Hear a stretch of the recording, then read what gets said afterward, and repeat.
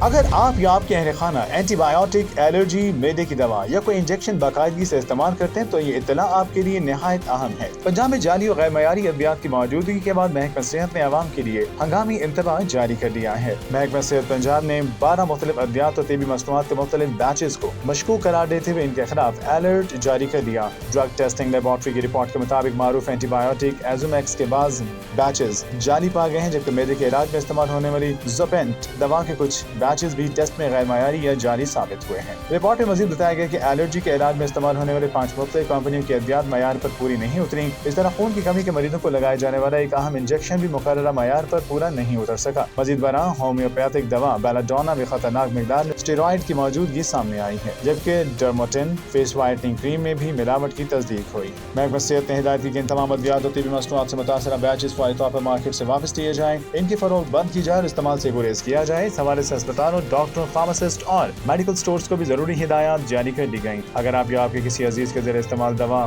ان میں شامل ہے تو فوری طور پر اس کا بیچز نمبر چیک کریں اور اپنے معالج یا مستند فارماسسٹ سے مشورہ ضرور کریں۔ تصدیق کے بغیر ایسی دوا کا استعمال جاری رکھنے سے گریز کریں۔